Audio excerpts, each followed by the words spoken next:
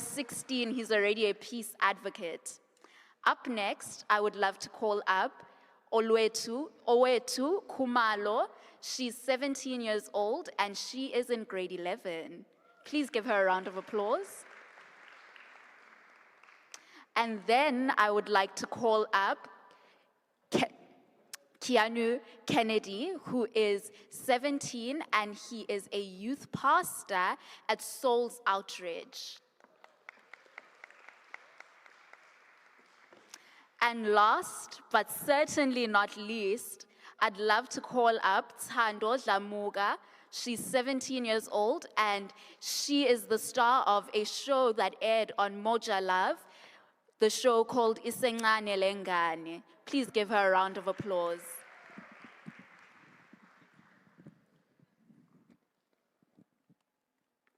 So I'll allow for my panelists to get settled and then we can begin.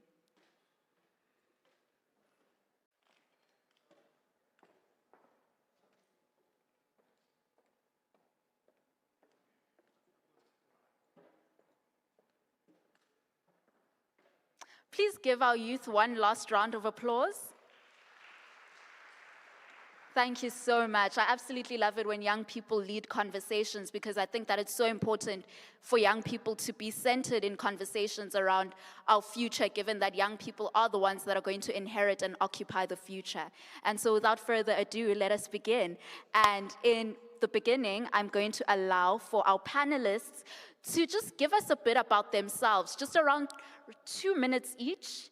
Please follow in with the timing, 2 minutes each, and just tell our audience today a bit about yourself and tell them about your passion, tell them about what drives you to be seated here today and what drives you to be the young people that are outspoken that you are, and just a bit about your purpose and who you are and where you're from. And feel free to speak in your home language because it is a Conversation in Africa month, and we are articulating for our continent. And just before they begin, I would like to invite all the audience to join, to connect on the Wi-Fi hotspot so that you are able to log onto your social media platforms and get the conversation started, because this is going to be an engagement, not just with them and with me, but with you as well, because you are important as you are seated here today. So the Wi-Fi password is meetings with a capital M 2020. Meetings with a capital M 2020. And please do connect with us on social media, and please get the hashtag running, hashtag AA2021. And so I'll allow for our first panelist to just give us a bit about himself, passion, and his purpose. Okay, so my name is Jason Ayu, as she said. My passion is to inspire everyone to look to help others, there must be no discrimination in the perfect world that I see. And the purpose for me personally is to inspire others, help others, look to instill peace and love into everyone, and that's basically what I go by and I stand by. That's absolutely amazing. I think that these are young people that are going to contribute into building a world that is less fearful and a world that is filled with much more grace, love, and passion and justice. And just before we move on to our next panelist, I'd just like to clarify with the Wi-Fi password, apologies. It is meetings at 2020, meetings with a capital M. Our next panelist, please kindly introduce yourself. Tell us about your passion, purpose, and drive. Sanua Nani, my name is Zaino Dyers, and I'd like to thank the PRC for this opportunity. I am passionate and believe that my purpose is having honest and direct conversations with people from different backgrounds and different types of people in order to understand people more and get towards having solutions for peace. Amazing, absolutely amazing. Now we move on to our third panelist. Sanua Nani, I'm Owetu Kumalo, and my passion is that I'm a mental health advocate, and I believe that I am a feminist. I strive to have women equal to men in today's society. Thank you. Amazing. Phambili, sisi phambili. Our fourth panelist. Well, good afternoon, ladies and gentlemen. It's an honor and a privilege to be here this afternoon with you. I'm Keanu Kennedy, and my purpose and passion is one thing and one thing alone. It is to make sure that youth are empowered and also that youth should grow to their full potential and to better in everything that they do. Thank you. Thando, ngicela ukuthi usitshele ukuthi ungubani, usukaphi, and yini kahle kahle inhloso yakho emhlabeni. Igama lami nguThando wakadlamuka, ngishade ngina-16, ngihlala Olundi. Inhloso yami ukuthi ngigqugquzele abantu abancane ukuthi makuthiwa khona abantu abathandayo bebathande, kodwa bengakhohlwa isikole. Yeah, thank you. Amazing, amazing. Wow, wow, absolutely powerful. And it's so important that young people are also given the platform to not only speak of the continent, but speak of the future of the continent and what that future looks like, given that to truly determine the future, you must work in the present because the present determines and shapes the future. And currently present, young people in Africa make up the majority of the continent, yet have the least say about the future. And so I do want to take this opportunity to ask our panelists about what exactly is the one hope that they have for young people on the continent, and where do they see the future in the next 5 years, and what will that look like for African youth? And ngizoqala ngawe Thando, sacela ukuthi usitshele ukuthi yini ithemba onalo for young people in Africa, and ufuna ukubabona bakuphi in the next 5 years. Ithemba engafuna ukubatshela nokuthi kubalulekile ukuthi ufunde. Uqede isikole ube nemali yakho ubona yonke into oyifunayo. Ukuthanda umuntu noma indlela oyikhethayo akusho ukuthi sekuzomosha ikusasa lakho wena ukuthi uphikelele lento oyifuna ukuba yiyona. Absolutely amazing. They do say that education is the one thing that is going to change the current circumstances and conditions of our continent. And with that, it's so important that we work towards a future where every single African child on this continent, girl or boy child, can access a free and decolonized education. And now I'll move on to the next panelist. Yeah, so as I said, we must just pursue the youth to fulfill their God-given purpose. And also in the next 5 years, I would like to see youth in general much prosperous compared to where most youth are today, are standing on street corners and looking for jobs. We need to make sure that by the next 5 years, youth have their jobs and stuff like that. Thank you. And do you have a bit of an idea of how we can reach that future which you do speak of? Well, I would say is that we should also get linked up with people that are business-minded and create a group or a forum and get connected with people such as business people and get them to what you call it, I can't get the word, but like interject and help out for those people so that they don't stand there on street corners but get better education and a better opportunity to further their studies. Absolutely. So you do see that young people are not just empty vessels, but are people that have ideas and just need someone to help them unleash their true potential. And so entrepreneurship is one of the things that are going to contribute to changing the face of the continent and the conditions, as well as pushing young people to the forefront in different spheres of work and different spheres of life, essentially, on the continent. And so, Owetu, could you just tell me a bit about your hope for young people and where you see young people in the next 5 years on the continent? Well, my hope, especially for women, is that young girls understand that you don't necessarily need a male figure to be something in your life in the future, and that mental health topics aren't so much taboo anymore, and that it's more accepted in society, and that any discrimination of any kind is abolished in our country. Yeah.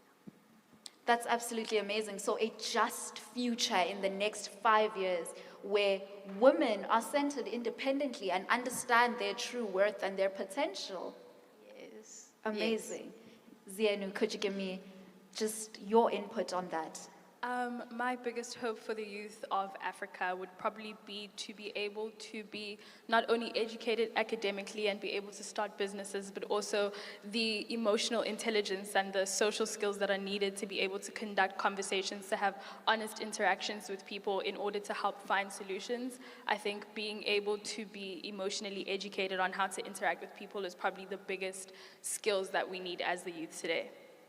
Amazing, absolutely amazing. Our last panelist, Jason. You know, personally for me, we should be looking to put ourselves on the map, put ourselves out there, you know, as the youth, as how are we doing right now, you know, gaining that respect from the elders, you know, putting ourselves out there, you know, expressing ourselves in the future. And, you know, I hope that in the future we have more programs like this, giving our views, our perspectives on life, because we're not really put out there that much in context. You know, it's usually older people that come out here and they are doing programs and so on.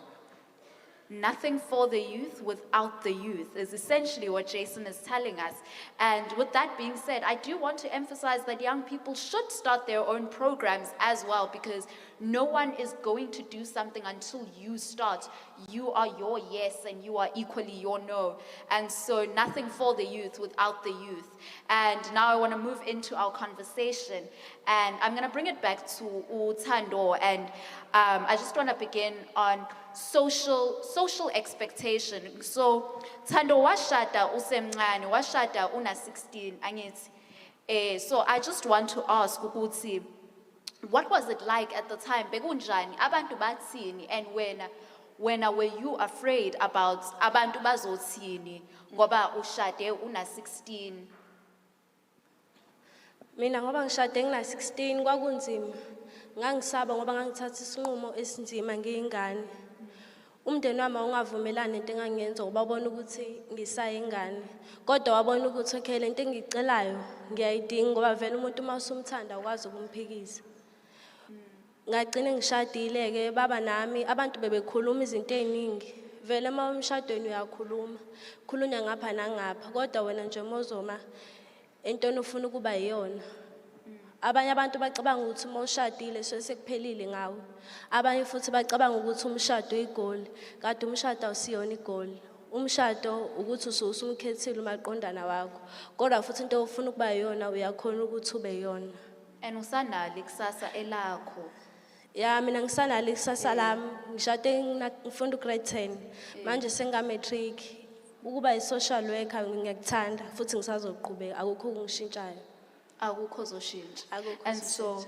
I do want to bring it to our panelist who is a youth pastor. And so just tell me a bit about society's expectations for you as a youth pastor, as someone who is already deemed as a leader in a congregation, and what are those expectations and how do you find yourself navigating life as a young person in the midst of all those expectations, as well as do you ever feel bullied into portraying yourself a certain way? I would say not really, but you got your responsibilities in the church as a role, your integrity and your values. So with that being said is that you got a high integrity because now people know you as this youth pastor, so you got to stand by the correct values of the church and you can't go against what the Bible says and what the church says, because you got to stand in alignment with what they're expecting of you to produce. That's quite a lot, hey? That's quite a lot. And how do you find yourself navigating through all of that as a young person? Because you are 17, you are in one of the most exciting high school years, grade 11, and well, exciting just after matric. And how do you find yourself navigating through that and navigating through your church commitments as well? Now, as how I do it, I put it like this here. I was called to stand out. I'm not called to be a crowd fitter. I'm called to stand out, and a leader stands out. So we don't want people to say, they can class us and say whatever they want to say, but at the end of the day, we know what we are capable of. And when people think that you are, and when they say that we are better than them, we tell them, yes, we are better than them, because they don't want to change and stuff like that. So we make sure that we stay focused on what we want to do. I'm going to bring it to Jason. What are the social pressures for you and expectations for you as a peace advocate at only 16? And what do people expect of you? Because if you advocate something, you have to represent what you advocate. Yes. So in accordance to that, I'm not that out there in that aspect, but I'm always looking to help others. I'm looking to right the wrongs of society. Like if there's some bullying going on and so on. If, for example, the teacher is going up to a student and is not very respectful in any matter. For example, a couple of years back, there was a student that was trying to display himself, show himself and his individuality. At that point, he was using makeup and so on. So the teacher came at him, she started to shout at him, and, she was like, oh, boys don't have to be wearing makeup and so on. So I turned around and spoke to that teacher. I told her, look, this isn't right, because you cannot tell him he cannot display himself, show himself, his true self, his purity. And I also got a little technical in that aspect. I told her that, it's not in the school conduct that boys cannot wear makeup, just looking to advocate for people in general, so then they can show themselves to society. And I want to bring in Zienu, because you are a mental health advocate, and you do speak about that in your circles, and this is quite related to mental health, because Jason has just given us an example of bullying, and that is one of the causes that lead people into depression and anxiety. And I do want to bring you in there for your input and your comments on that, and how do you navigate that, and what are the expectations of you as a mental health advocate? Because obviously, when you become someone deemed as an advocate in society for a particular issue, there's an expectation from you to be a certain way, act a certain way, and feel a certain way. And so I do want to ask you, do you have those days where you feel that you just aren't okay? And how do you deal with accepting that and, saying to society, look, I'm allowed to not be okay? Yes, I do have days where I'm not at my best a lot of the times, actually. I think a lot of the expectations are definitely this kind of toxic level of positivity. There's this understanding that I just always have to be on top of my game. She's the positive girl. She's always optimistic. And it's hard to live up to, because that's not realistic. In life, you face things, you have challenges, and, it's unrealistic to consistently be positive. I think how I deal with it is definitely understanding what I can do and what I can't do, and communicating that to people, and kind of saying that isn't what I am able to do, and if I'm not okay with it, then I communicate that, so that those expectations aren't kind of put on me. And where would you say what is the main driving force of this false representation of positivity today? What would you say is the main driving force? That's a good question. The main driving force, I think it's a lot of things. I think when going on social media, for example, when you portray negative and when you portray positive, there's always portraying one set of negative and one set of positive. No one really speaks about the gray area or the times in between or the bad days, but you're still in a good place. So I think social media and just conversations aren't really honest about bad days. People aren't honest about the things that people face on a daily basis. And just on the point of social media, I would like to once again invite our audience to send through questions for us, questions that you have for the panelists, because this is an engagement between all of us present. And then I'm going to bring in Owetu around social media. And do you think that social media places women in a certain box, and young girls that are in their late adolescent years and very early adolescent years, just that phase in life, do you think that social media portrays a certain way how you should act? And places women in a certain box? Yes, I think that since I'm a high school student, high school is like a very scary place in your life. And so the added pressure of social media forces you to become something that you may not want to, because there are things that we have to face like, sorry, I forget the word, beauty standards, and that in order for you to be accepted in today's society, that you're supposed to look a certain way, behave a certain way, and being a girl, you're expected to, you're not really looked at as this powerful figure. You looked at more as more just for your body, and that your body is what makes you who you are instead of what is in your mind. And that's something that is a big challenge today and does lead to other social ills. I mean, it's deeper than just beauty standards. I mean, it then leads to racism on social media, and how that outbursts on social media, as well as it contributing to patriarchy today. Because there are people building those boxes for women. And Yes. do you want to? I think I should bring you back in, because you do look like you have a lot to say on that. Yeah, I do agree. I think nowadays it's really hard to deal with issues because we have social media. So it's easier for, like, as people have said, bullying to happen and things like that, because you are able to hide behind your screen and things like that. And I think that it's important that things like patriarchy needs to be discussed so that we can start to break that down, so that we understand that in today's society, it's not okay to believe that one gender is more important than the other or more powerful than the other, that instead we're all equal in today's society, and things like mental health should also be taken seriously, and not just taken as a phase in someone's life, or that taken lightly.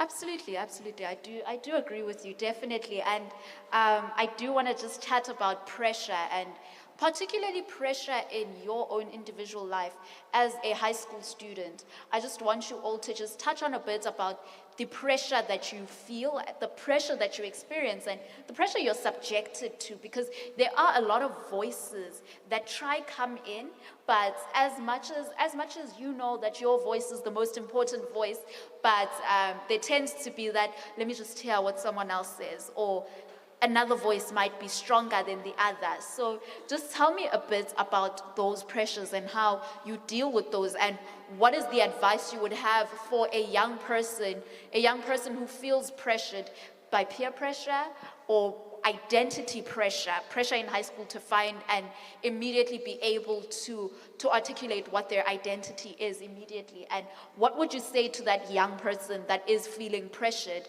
by society and by high school? I think come back in, and then we'll move to Jason, and then we'll take it from there. My gran once told me to, whenever I was feeling overwhelmed or things like that, to always think about the Serenity Prayer, that you accept the things you cannot change and things like that. So I think it's important when you have pressures like your body image and things like that, that you accept and you love who you are, and that there's nothing that you can do to change about it. So rather don't nitpick at your body. Instead, embrace that you are able to walk and you're able to talk on a regular basis, and accept and love the small things that you can do. And yeah. Absolutely amazing. Accept yourself first before you allow others to define you. And then I'm going to bring it to Jason. Okay, so in accordance to me personally as a young man in society, I just want to speak of men in society and, how people define you, as if you are you're a breadwinner, that's the mentality, that's the understanding that, men are particularly supposed to be the breadwinner. And, it's sometimes a bit overwhelming for young people to know that in a couple of years, I'm going to have a family, I'm going to look to, take care of them and so on, and I'm going to be judged if I don't, So in that accordance, a lot of people get overwhelmed, they don't know what to do, they get to a crossroad. So in my experience, this pressure that comes with being a man in society, I just take it in the stride, in my stride.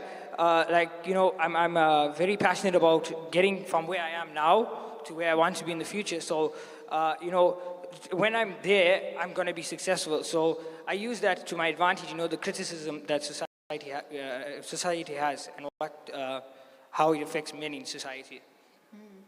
I think you've actually just shaped where I'm going to move next to our panelist, Thando Dlamuka, because you've actually just defined that gender isn't necessarily difference in people, but rather it's this construct of expectation. So gender is this social construct of expectation that builds a box that this is what a man should be and this is what a woman should be.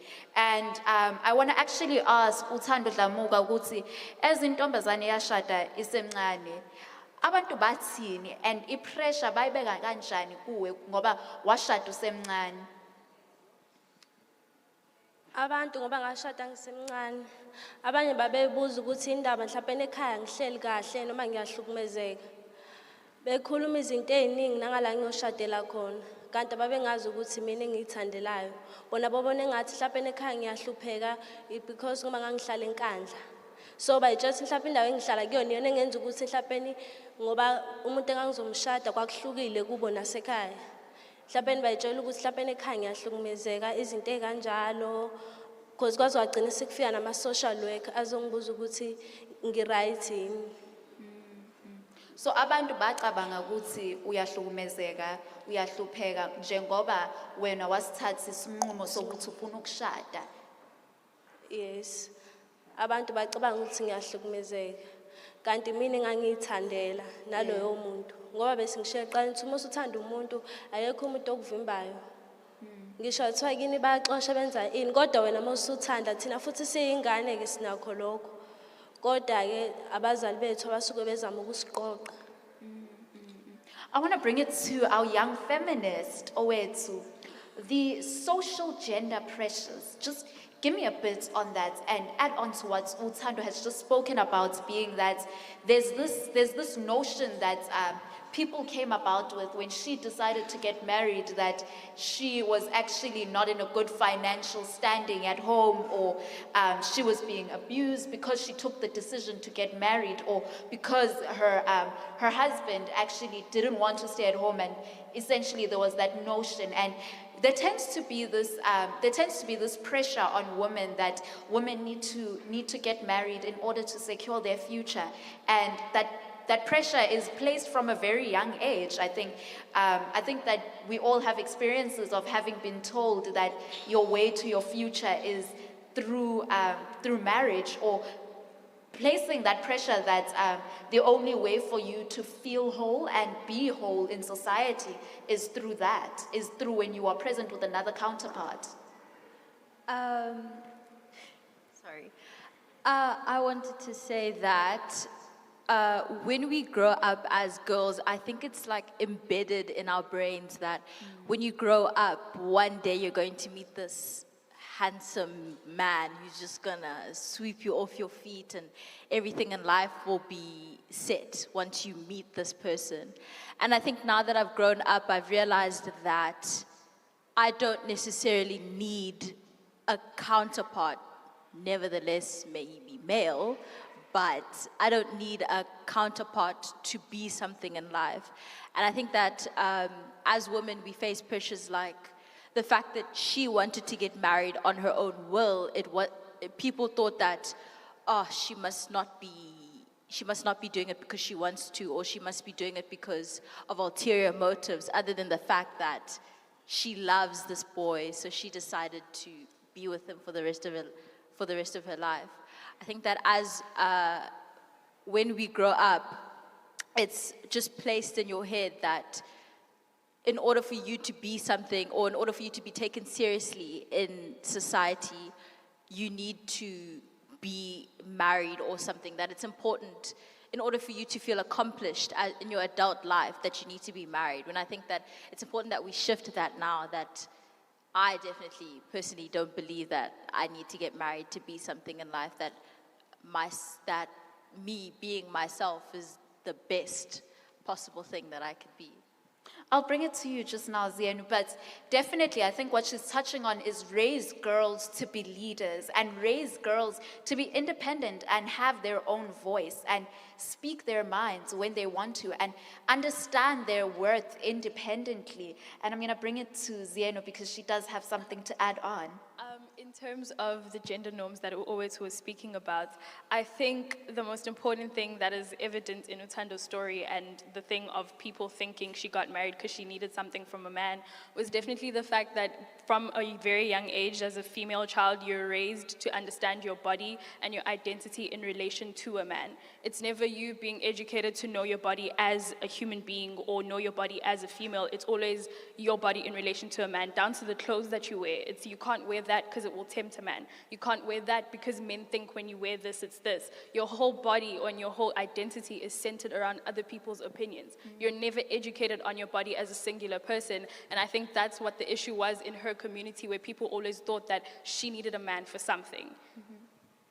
And so that does bring it back to the point on, in order to truly change the conditions of our country in terms of the conditions relating to the gender issues that we face, gender-based violence, as well as patriarchy, which is very prevalent in our country, it's truly in order to empower the girl child to see herself through her own eyes and shape and define who she is, and not shape and define herself through seeing herself through the eyes of a man, and through embedding that in girl children from a very young age. And I think that that's something that needs to change, and it's going to begin with all of us in this room. And with that, I want to bring it back to Keanu, because you are a youth pastor. And so do you think that that voice of pressure on gender and gender expectation happens to take place a lot in the church structure?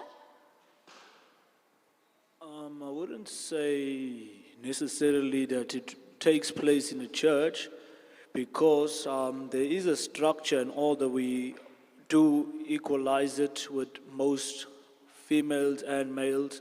We make them understand their role in the church, first of all, and why they're supposed to be fulfilling that purpose or that role in the church. And also, the main thing is that when they're in that position, they must know the true meaning of being in that position and why they in that position and why they want to serve in that position. Now I want to bring it to the audience and actually ask you for your questions for the panelists. And I think just I'll take around 5 questions for each person here based on everything that they've said today on this panel. And so I'm sure someone will pass around with the mic and we can get started in taking your questions for them. Don't be shy.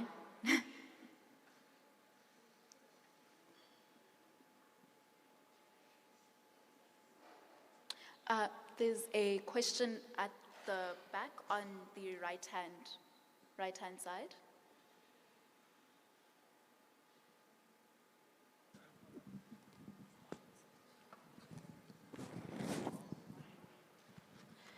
Sanibona. Igama lami ngulungile ngwakamhlongo. I'm from Chesterfield Secondary School. Ngizokhuluma nge-home language yami isiZulu. So, i-question yami ithi, thina as young people, especially thina samantombazane, sibhekana nezinto eziningi emphakathini yethu.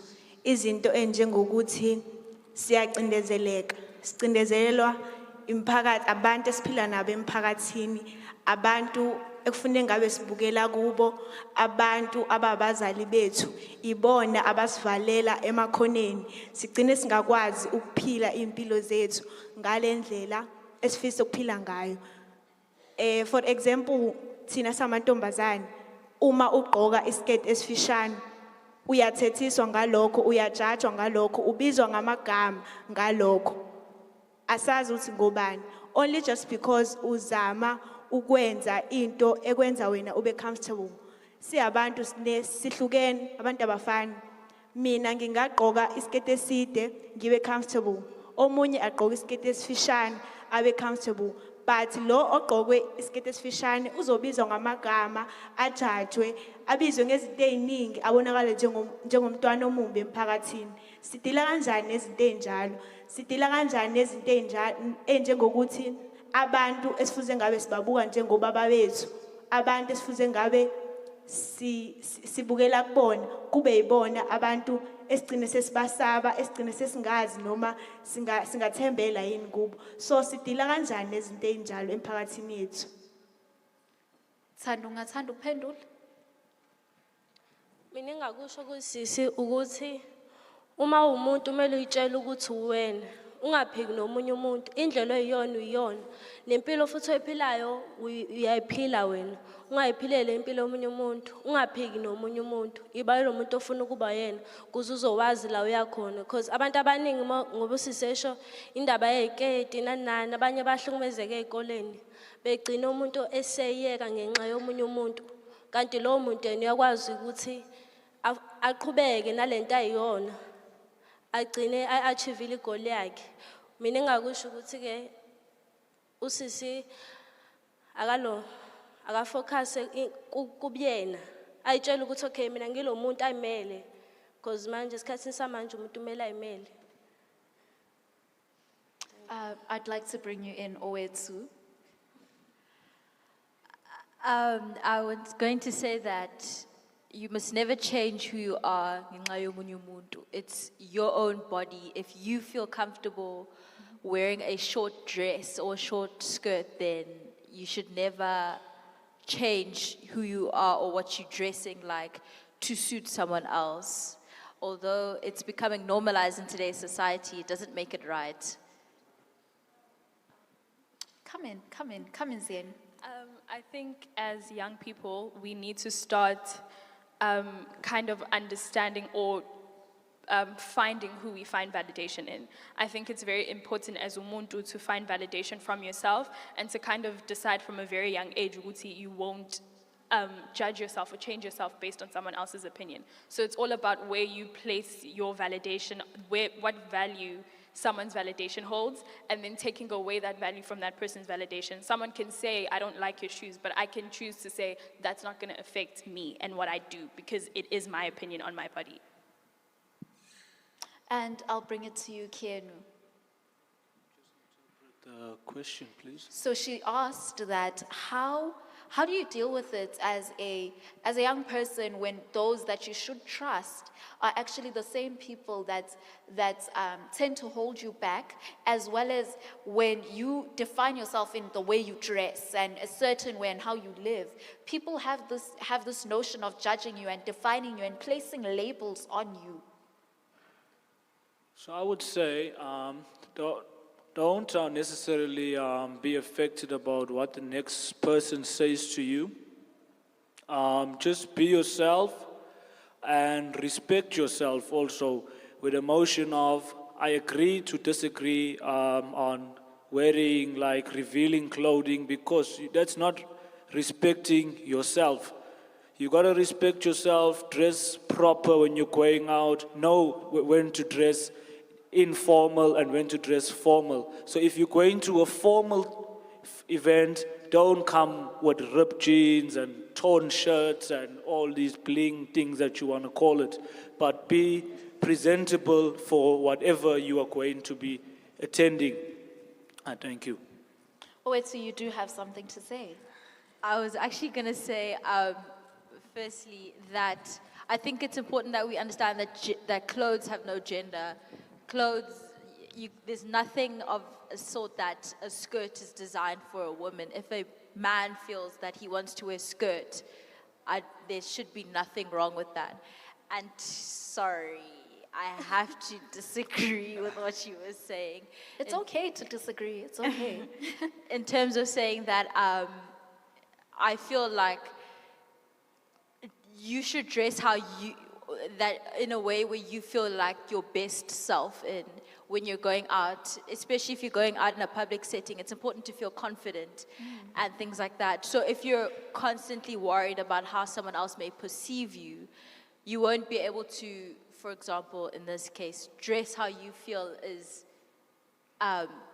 what will help you be the best person that you can be. I don't think wearing ripped jeans should determine how presentable you look or how seriously you should be taken.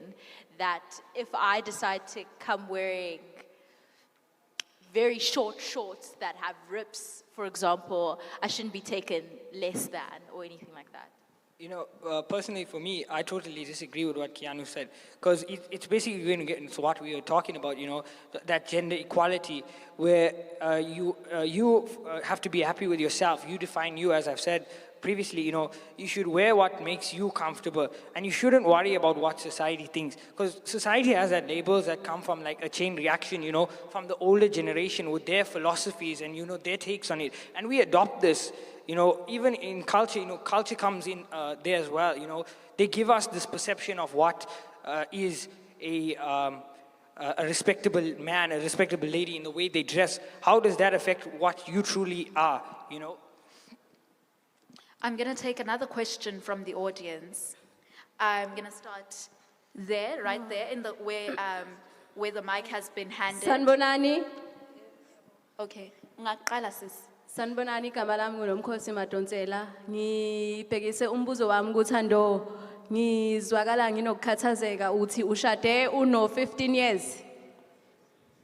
Yes, ngishade ngina 16. Uno 16.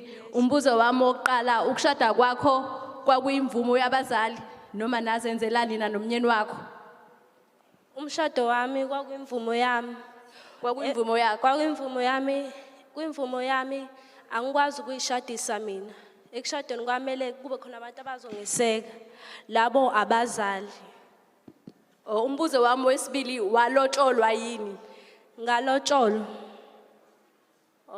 Ngikhathazekile ngibona ngathi usamncane kakhulu sisi emshadweni. Ngibona ngathi weqe istage ngoba usamncane. Kodwa ke ngikufisela konke okuhle emshadweni wakho. Ngiyabonga. Greetings to everyone. My name is Luyanda Ktaluza. I'm a radio personality. I heard that Jason said that as a young person, they're not given enough platform to showcase their thoughts or what they actually think, you know, as young people. So my question to you is that what do you think should be done as the older people to give you guys a much bigger platform? And the second question is that I can see there's parents here. So do you think that parents are shying away from the fact that depression, anxiety is real? Thank you. Okay, so the first question that you asked, you know, about what we can do to showcase who we are and what we're all about, you know, we should be out there, you know, trying to put ourselves out there as well, you know. So we should be going and talking to people, talking to our principals at school, talking to influential people in the community, trying to get them to get their support so we can go out there and do talks like we are doing now, you know, do motivational speaking and so on out there to inspire the youth to become better. And, you know, in accordance to the last question, you know, parents, how they affect us in, you know, our mental health and our depression, you know. For me, personally, parents are there to guide us, but they're not there to make our decisions, you know. So in that accordance, you know, parents don't really know our perception, how we are handling things. So in that essence, you know, like our school subjects, you know, they tell us to take a certain subject, you know, that we, because they enjoyed it, now we should take it, you know.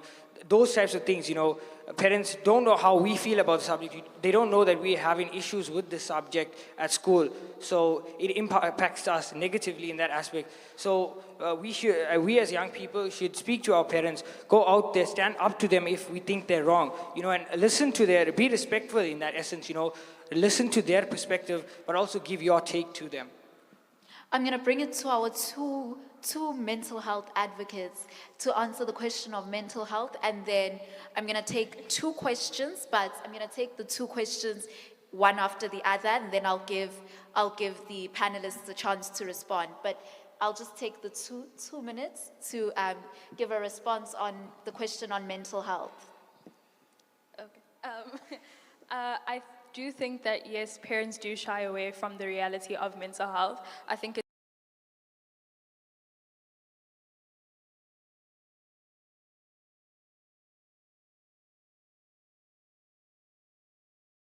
fear.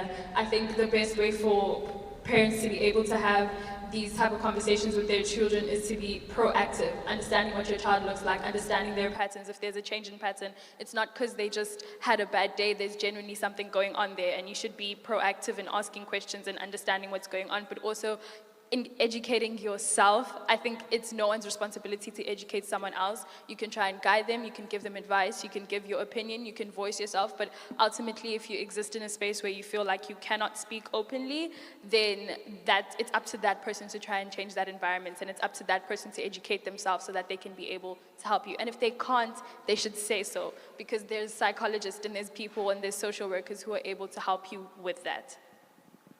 Owethu? I have to agree with what Zeno is saying, that in the black society, mental health isn't taken seriously.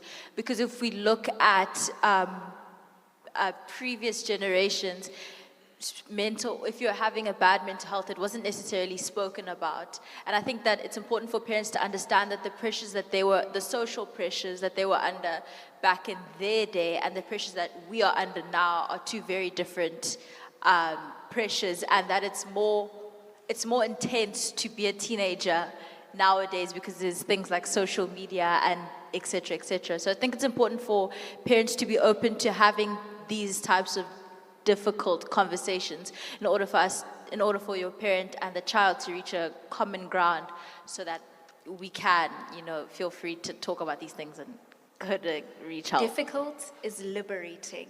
I think that's what we should call it. And so I'm going to take the two questions that were here, one after the other, and then okay, 1, 2, 3. Are there any other questions? Okay, we'll take 3 at a time, allow for the panelists to respond, then take a final 3 questions, because we are due for time. Okay. Hi. I wanted to bring the LGBTQIA community into the discussion, specifically within the church and within black communities and people of color. I know only from my experience, and it is way less difficult than it must be for you. And I wanted to talk about the ostracization of these people and queer people in the youth space and the bullying that occurs specifically as well with women who are in these spaces. Yeah. Okay. Panelists, please do remember those questions. Sanua Nani, igama lami nguLindelo Tembe. Ngoqala Thando, in my own opinion, I am proud of what you chose, and I hope your life continues with your husband. Secondly, I wanted to ask, for people like, they like to judge by your style and how you dressed as, because they don't like the way you dressed as, or they're jealous. I wanted to know, why would they want to judge you by that? And secondly, kukhona abazali abafuna all their kids like us to dress properly, because most importantly they want to keep them safe. I understand that, but then most importantly, why wouldn't they want their kids to be themselves? Like abafuni ukuba umuntu like gay or lesbian, and why would they want to make them be something else that they don't want?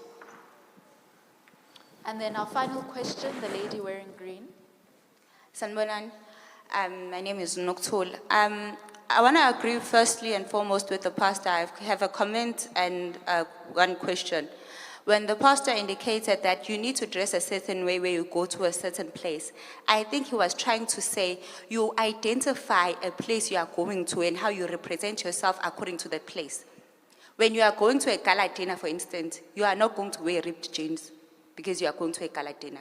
When you are going to an interview, you are not going to go there wearing bum shorts and a shirt, because he was trying to clarify that you look at a place you are going to and you identify how you dress according to that place because of certainties like an interview, it's a gala dinner. But if you're going to a rally, you are allowed to wear your turkeys and your ripped jeans. It's okay. You are going to a rally. I think that is what he was trying to identify with in terms of how you dress like, and in regards to where you're going and what you are going to do at that particular time.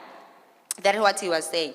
And I felt like the question Usisi over there had asked in terms of how society perceives what you dress in society, uyele stolo, ugqokele ishort yakho neskipa, it was not clearly responded to. Because Usisi Lapan was speaking about what happens in our normal neighborhoods. Uyele stolo, ifakele short, and then guys next to you would say, how ugqokele iskete esifishane kangaka. You are asking for us to come to you because ugqoke iskete. And that, in that regards, it does not mean going to a tuck shop means you are asking guys to ask you out. No, it doesn't. Because it's sunny and you want to wear it because you feel that same way. And in regards to how people in society that we should trust and we find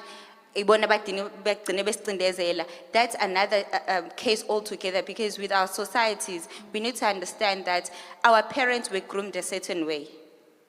We are growing up in a different generation and in a different time altogether. It's up to us to then work with them and teach them the times we are growing up with now, because they do not know. They will raise us the way they were raised. And I forgive them for that, because that's all they know. Now, today's youth is different. My growing up is different from my mom, because I'm growing in a totally different environment from environment like. When she grew up, there was no social media. There was nothing that wanted to be posted and seen and liked and had received less like. And now that was just the first part. Now on my question to the panel. I hear your responses when you say, no, our parents, they're doing this, they're not doing that. But each and every one of you, what are you doing to make sure that your parents understand the journey that you are taking as this generation of today? Because if you are not doing anything, that means you're also contributing to what they're doing wrong. Thank you. Thank you so much. And I think in terms of Q&A, I will have to close it there, but do not feel shy to actually engage with the panelists just after this panel and ask them your questions that you have, because engagements don't certainly end in rooms like this and should be taken outside these rooms. And I'm going to allow for our panelists to answer the first question. Second question, the first question was on the queer community. Second question, as well as the third question, and then we can wrap up. And we can start wherever in terms of the questions. I think you would like to start, Zienu? Can we clarify the first question again? It was about the ostracization of the LGBTQI community. Yes. And my thoughts or...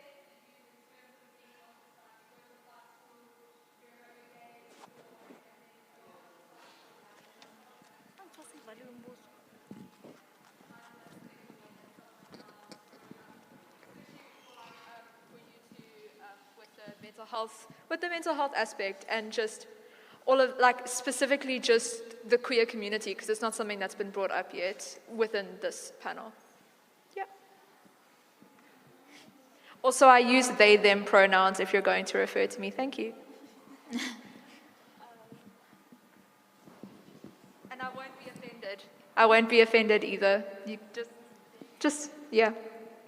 Anyone in the panel can take the question.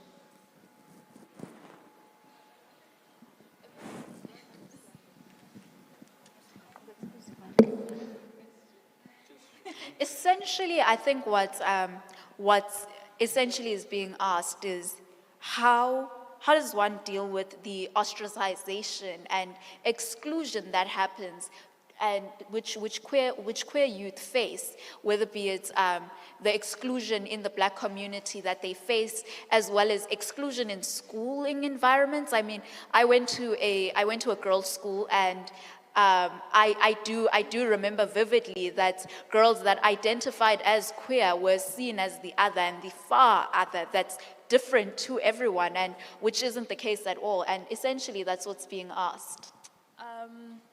I think with how to deal with that, I can't necessarily speak for the queer community because I do not exist in it, but I think there is definitely a lack of education with the queer community, and I think there is a lot of ostracization, and it stems from multiple things. I think it mostly, still currently to this day, stems from the religious community, and I think there needs to be more education for the youth on how to have conversations about it, but to also understand the different identifications that exist within the LGBTQIA plus community. Yeah, to agree with what Zeno said, I think it's important that we, as a country, start to incorporate education on the LGBTQIA community into lessons like your LO lessons, where we can start to have discussion so that everyone is more educated, and that we understand that sexuality is a spectrum, that it's not everybody in this room, for example, may identify as straight, and that it's important that we not put everyone into those boxes, and that we able to accept, because we are in the 21st century now and things are forever changing. So it's important for us to keep up with the times and to be able to accept everyone, and so that we're able to live peacefully, yeah. I want to bring in our youth pastor just to be the last panelist that answers that question. I want to bring in you from the perspective of this is a crisis that we're facing today as a society, where we're facing a crisis of the unjust killings of queer people, which is a great large injustice which should come to an end. And the religious community has, over the decades, even till now, contributed to excluding queer people. And what can be done from your youth perspective in ensuring that that comes to an end in the religious circles as well and structures?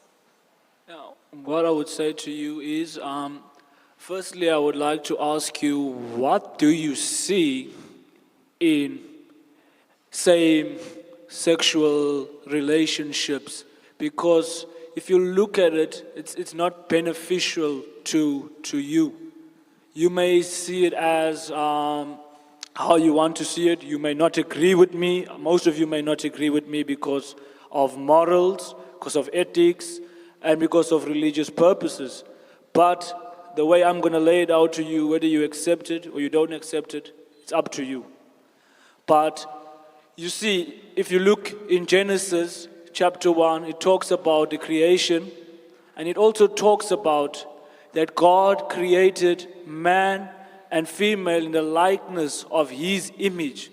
So I clearly don't understand why should a female feel it suit to go out with another female, or why should another male go out with another male.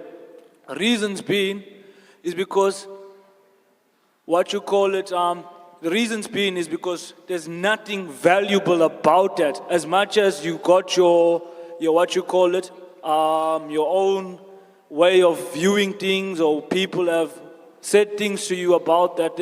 And again, you're not going to agree with me, but it's my view. And however you see it, and however I see it, I see it. Thank you. In closing, specifically on the matter of the killings, the unjust killings, how can we educate people in a church to understand that killing people because of how they express themselves is wrong and unjust and should come to an end? How can we do that? Just what can young people in churches, because on social media, young people that are active in their church structures are watching, and so just a small bit of advice as to what can be done to stop the killings, because it's an injustice for people to be killed because of how they express themselves. I would say we never yet experienced so much killings in our church, but those churches that are killing people, we'd say that they should stop, because I don't see the need to kill people. Reasons being is because we all sin daily and fall short of the glory of God. But necessarily we got to repent and come away from our wicked ways and turn to God and ask God for guidance and deliverance. I thank you. Because of time, I'm going to take our two last panelists that haven't spoken in a while to answer the question of the lady that has just asked, what is as people, everyone, as active members, part of society, the country, community at large, what is your obligation? Because we all have obligations to live up to. What are you doing to ensure that you have those conversations with your parents and the elderly generation that came before you? And what are you doing to ensure that? And I think Jason, just take it first, and then Thando, sacela ukuthi usitshele ukuthi wena as uThando wenzani emphakathini ukuthi ukwazi ukukhuluma nabazali nabanye abantu abadala about conversations which are uncomfortable ngezinto bangafuni ukukhuluma ngazo but kumele ukuthi sikhulume ngazo as umphakathi. Mina Jason, you can take it. So initially, in us conversating with our parents about our views and what we think, what we should do is speak to them, try and make them understand our point of views, where we're coming from, how the pressures from society affects us and how they are affecting us, and so we can get come to a conclusion in that aspect. Also, maybe some people find it hard to converse with their parents, so maybe go ahead and bring in a psychologist, if it's that serious, that you cannot converse what you feel from your point of view. Go ahead and see a psychologist, try to work things out. Because, we can't be stuck in this box that is perceived, by society, where we can't just continue that chain reaction of the older generation's views on society, That is my main, in essence, what I feel. And even, maybe be respectful, obviously, with your parents and teachers and so on. But if they have an issue, maybe they do something that you don't totally agree with, speak to them. Be respectful to them in that aspect, but also try and enlighten them on your viewpoints, the youth's viewpoints, because we are the future leaders of the country. So we should look to make everyone understand, the future generations, try and empower them as well, our generation, and also try and instill new values, try and give them another perspective, the older generations, because it's never too late to change your perspective. Thando, sacela ukuthi usivalele le nkulumo about usitshela ukuthi wena as uThando wenzani emphakathini ukuthi ukwazi ukubona ukuthi these conversations with abazali nabantu abadala are had ngezinto bangafuni ukukhuluma ngazo but kumele ukuthi sikhulume ngazo as umphakathi wena wenzani. Mina njengoba ngishade ngisemncane abantu abaningi ingane uma inenkinga ziyakhona ukuthi zize kumina because mina ngathatha isinqumo esinzima bengibuza ukuthi okay wenze njani ukuze abazali bakho be-understand. Ngiyakhona ukuthi umuntu mhlawumbe ngikhulume naye ngimtshela ukuthi cela ukhulume ngendlela e-right. Umzali wakho uma udinga into uyamncenga wenza noma ngabe yini esemandleni akho ukuthi abone ukuthi lento ecelayo uyayidinga. Kunzima ke ukuthi abazali bengavumi izinto esizicelayo. Kodwa ke mina ngasekhaya ngiyakhona ukuthi ngikhulume nabantu kodwa ngiye emzini wabo. Ngiyamtshela nje umuntu indlela ngimchushisa ukuthi okay yenza kanje uma umzali. Mayingayiboni lento efunayo uyozayibone incenge. Thank you. And just to close off, you've heard their voices, and certainly this conversation and this particular conversation doesn't end in this room. And it is something that we all in this room are obligated to take out with us and continue to have these conversations, because young people should not be seen but heard. And so these were their voices, and certainly I think this should go beyond and above the space of this room, because young people are not the future, but are the ones that are going to occupy the future. They are the present, and the present determines the future which they will occupy. And so in closing, I'd like to call up Mr. Ngobo to come up on stage.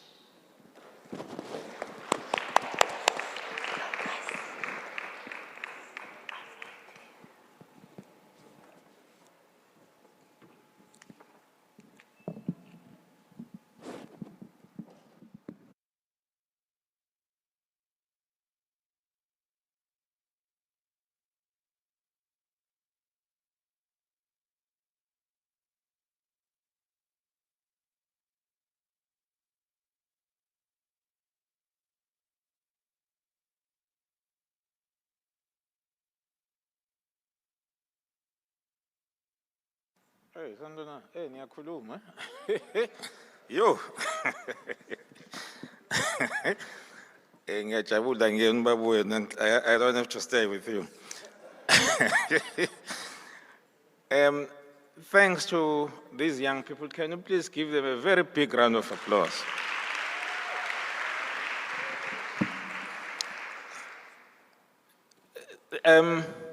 Some few weeks ago, Ujabu, that I work with, told me about a video that was on social media. So she kept on talking about it. So eventually, after a few weeks, I had to watch that video. So after watching it, I asked myself if I can have such a discussion with my own daughter. It was about issues of sex and all of those things. And on that video, it was this young lady. I called her Zaino. I heard today it's called something else. So I'll continue calling you Zaino, with her mother, Uzandile, who I think is here. Can you stand, Zaino? Then, few days after, then I asked her for an interview because I sometimes work for a very big radio station here in Durban. So then she came and I was blown away out by what she had to say.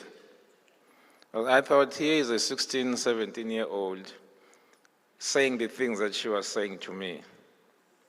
And that's when we thought, no, let's have a forum like this so that you can hear them out as to what they have to say. I think it was worth it. You can sit down. Thanks a lot for that. And to then all of these young people that are here. So I've been asked to summarize, but I'm not going to do that because this was far above my head. Instead, I will ask two people that I respect so highly, and that is Uma Ungonelo, umama esimrespekta nje kakhulu la eThekwini, nosisi wethu futhi uDr. Unozi wakwaNyawose, to please come and make their comments before we conclude. Thank you.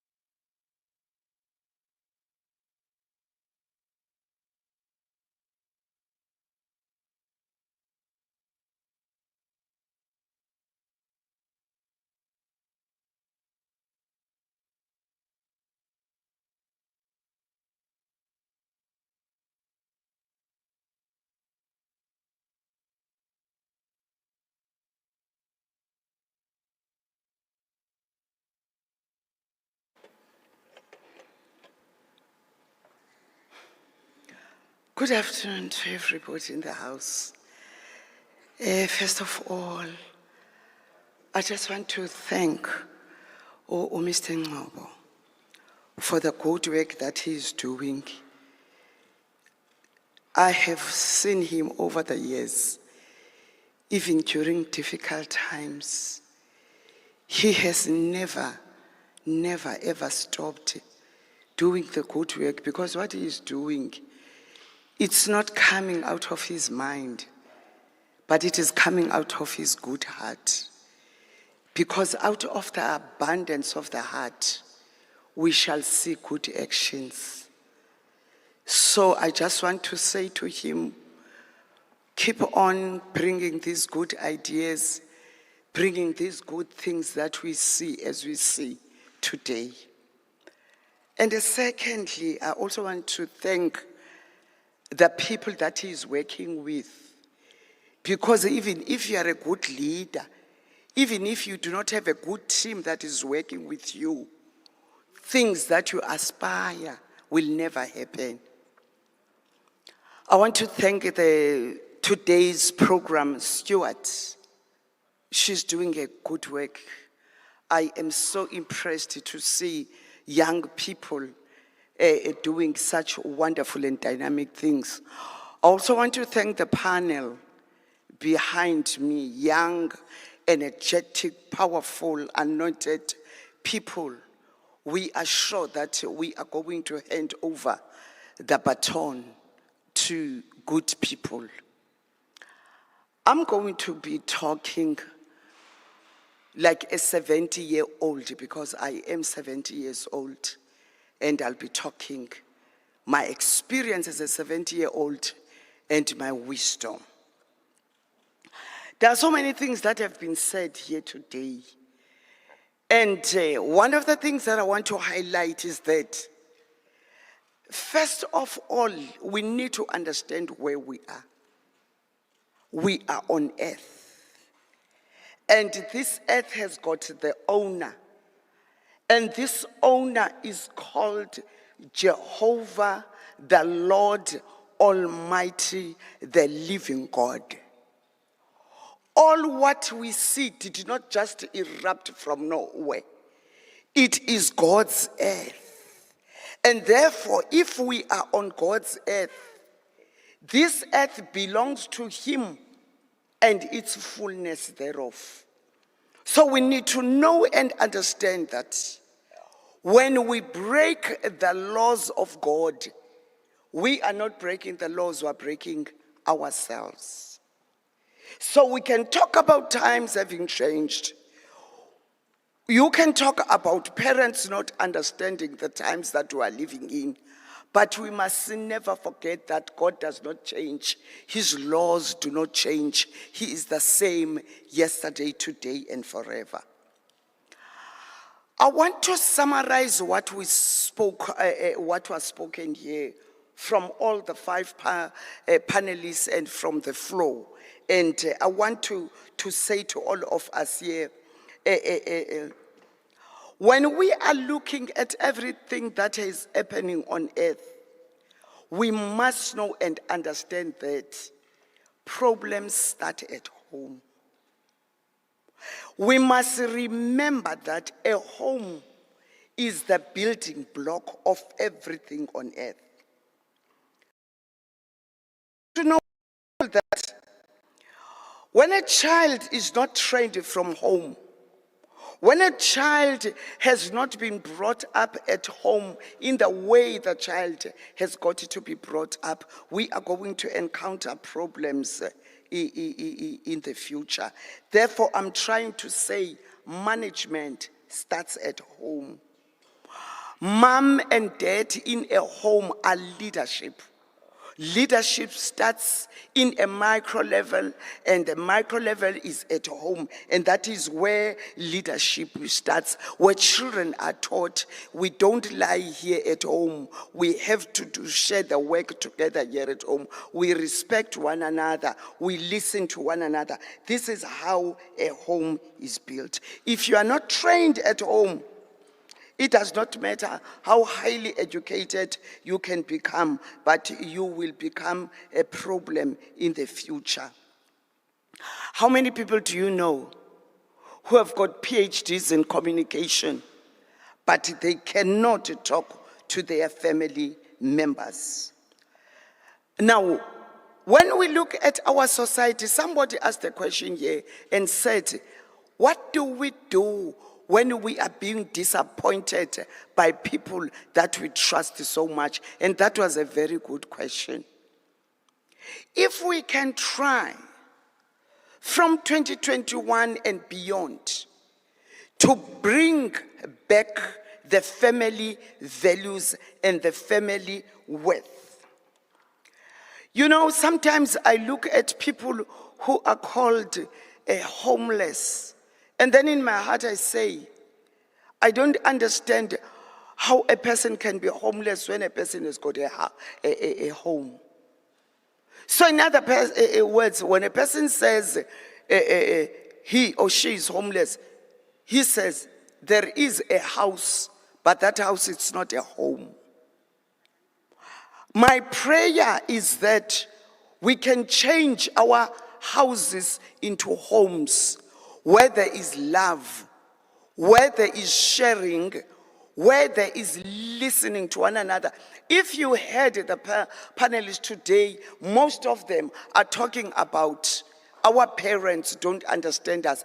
Our parents don't want to listen to us. When we are busy as parents, when we are busy running up and down the whole day, whole night, saying we are working for our children, remember, we will lose our children at some stage. That is why, in my own view, sometimes, when we run all over the place as parents, I also look at us and say, we are also street parents, because we are always in the street. So we need to change the things, the way that we are doing things. A father in a family has got to be a father and also play the role of being a father. A mother in a family has got to be a mother and play the role of being a mother. Nobody is better than the other, but each one of them has got to be responsible for his or her responsibility. Nothing can take the place of a home. And when there is no system at home, we end up having serious problems like the things that we are talking about today. As I said, homelessness is a psychological issue. That is a psychological problem. That is why we need to be very sensitive when we deal with it. Sometimes when a child runs away from home, they run away from home because they cannot feel the love of the parents. And therefore, this brings a challenge to us as parents to always check on our children, to always have conversations with our children, and to make the communication with our children open so that my child and your child can easily come to me when there are issues. We are living during times of pressure. If the truth was spoken, this COVID issue has brought pressure to all of us, where you find even young people being depressed, young people going through a period of stress. What does this mean, therefore?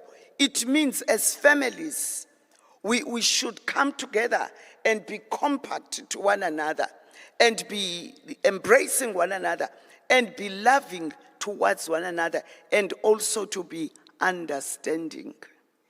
If there is a value that we need as parents these days, is the spirit of understanding. We need to understand our children. We need to understand the season our children are going through. The tide of sin during these days is very strong.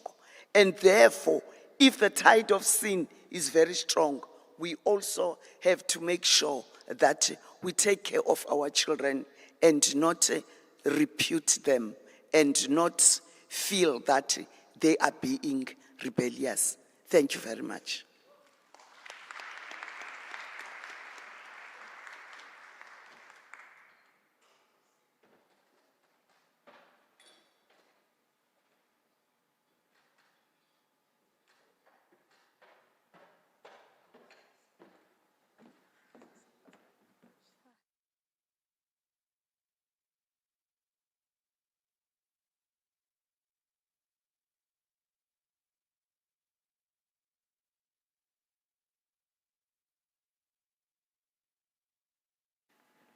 Sanua Nani, ninjani?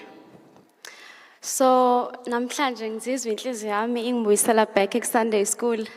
Angazi, maybe it's because we're dealing with the youth. And because sengiyayigoqa vele indaba, ngicela nje uqala i-chorus ningisize kwi-audience of a Sunday school song that I grew up listening to. You guys can help as well. Ncincibo iyasho inhliziyo, ncincibo uJesu ngiyamazi sono lapha ekhaya iyasho inhliziyo ithi nci nci bo. I'm going to do it again. Please help me. Nci nci bo. Iyasho inhliziyo nci nci bo. Ujesu ngiyamazi ungithethelele izono sengiya lapha ekhaya iyasho inhliziyo ithi nci nci bo. Guys, yindaba ningangisiza. Aniyanga ku-Sunday school.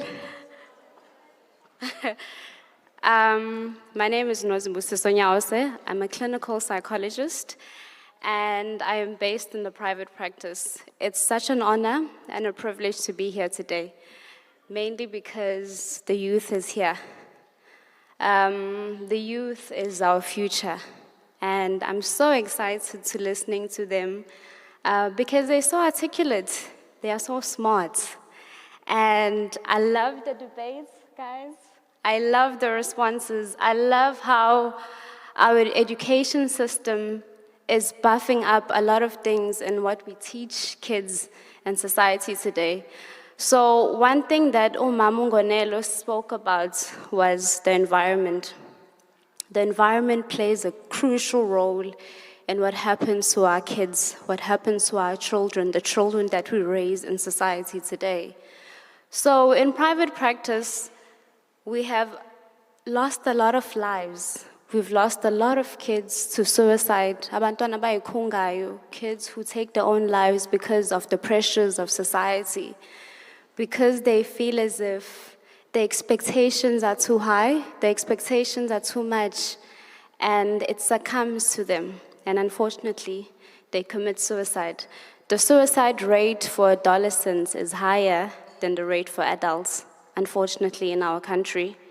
And this is all due to societal pressures and how they impact on the kids. So many of the times, the kids that we see in hospital or the youth that we see are there because they are not coping at home. They are there because parents are failing to understand what they are going through. Parents are failing to understand the identity that they've chosen for themselves. And I think growing up, the panel will also agree that there's a lot of confusion, and it all has to do with identity and who you are versus what social media wants you to be. There are ideals of the body. There are ideals of what you should look like, what you should eat, what your weight should be, what phone you should carry, who you should hang around with. And our children are not coping, unfortunately, and I'm glad that there are parents here because I want you guys to take time and evaluate and assess your children at home because you may be living with them, but you don't really know what is going on with them. And because abantu abakisi abamnyama abakhulumi nathi abazali bethu abakhulumi nathi sikhula abazali bethu mesithi sinenkinga bathi ufunani ngoba ukudla kugcwele efrijini ufunani ngoba ingubo ngokuthengelile unazo. Our parents are not really understanding the demons that we have to face on a daily basis. There's depression, there is anxiety. There are feelings of hopelessness and helplessness where people feel as if they shouldn't exist in this world because there's no place for them. And that is what confusion does to people. So I'm going to urge parents to take a look, to assess and evaluate your kids, to sit them down and ask if there's an issue. And if they cannot speak to you, then refer them to psychiatric and psychological facilities where they can speak to a professional. I think the government has done a lot when it comes to ama-ibhedlela in the public healthcare sector because now we have hospitals where you can find a psychiatrist and a psychologist and you can see them for free. Unfortunately, because there are limited resources, there is a longer waiting list for people to consult. But if your parents do have medical aid, please allow your kids to go and seek psychological assistance. Allow your kids to be able to open up and explore the options that they have before they make compulsive decisions. such as suicide, before they take advice from someone who may not be caring about them and they do the wrong things. You guys, listening to you here today speak and responding to the questions that were put to you, there's a lot of information, and I think that you still need guidance in a lot of platforms and avenues. But remember that it's not our place to judge. I remember there was a question in the audience that was relating to Tando and her marrying at an early age. It's not our place to judge, but it's our place to guide and advise. So it's easier for her to come and seek counsel from us again when she has a problem. And that is what we need. That is the culture that we need to always be playing when it comes to the youth. Because the youth will make decisions. Let's just make sure that those decisions are guided, decisions with insights and knowledge. Again, I'm going to repeat, it's not our place to judge. No matter what people choose to become in life, their identity, their sexuality, their sexual orientation, what they dress, what they wear, it's not our place to judge. So at this moment, before I close, I'd like to bring to you guys, to your attention, the South African Depression and Anxiety Group, which is a toll-free line where you guys can call and seek assistance. Remember, your public health sectors in the country have psychiatric facilities. Seek help. Speak to someone whom you trust before you make a decision that will not impact on you or your future. The future is always bright. The future is wonderful. And to everyone out here, you are loved, you are validated, you are accepted, you are affirmed, and you deserve a place, you deserve a seat on the table in this world, because this is your world too. So all the best to you guys. I know some of you guys are still in school. I know some of you are still going to varsity. All the best, and all the decisions that you make in life will impact your future. Thank you very much.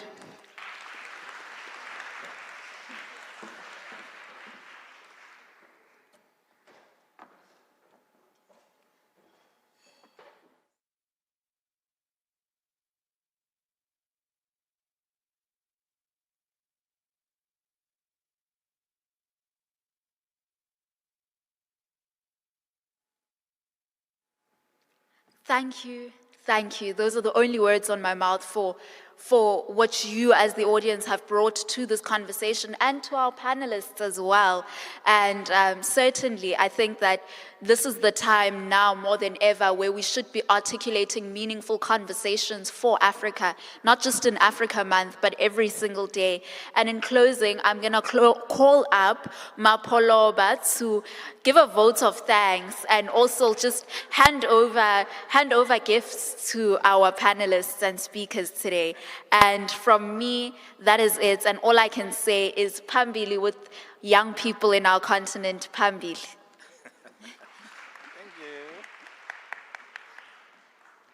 No, I love you now that you have learned that I'm Mapoloba. Can we give a very big round of applause to our program director? A very young, brilliant mind. Thanks a lot. That was brilliant. And then to our panel as well. Thank you, guys. Thank you. Mine now is to close. Would you assist me and call out their names, please? Then, so that it counts faster. They're not named. Oh, okay. So, okay, I'm going to do this not in any order. Will you come, young man? I know these guys are going to ask for a picture.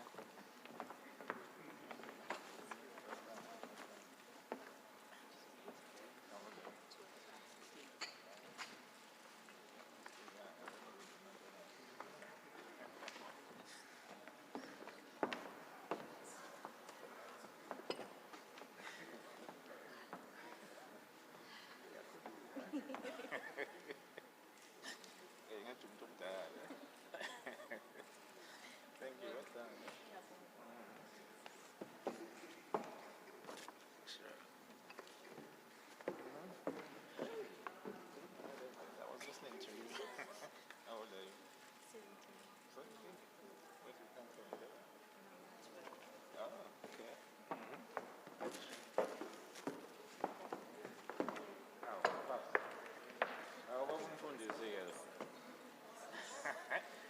umfundisi wami yena.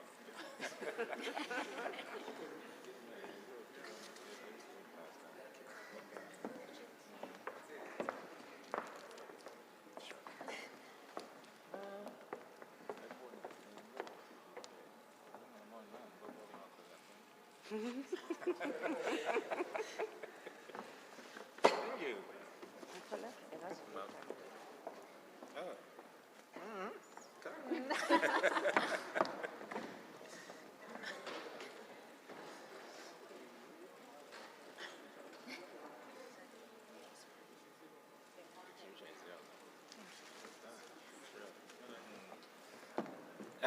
May I then ask Dr. Noma to please come forward for a group photo? So, guys, please come somewhere. I'm not sure where we are going to take a group photo. And then to all of you who are young enough to know, there is someone called Madume Kulket. So please stay behind. Madam Kulket will be here in a few seconds. And then after him, then we're going to have lunch. Thanks to all of you for coming here. Please give yourself a very big round of applause. Thank you.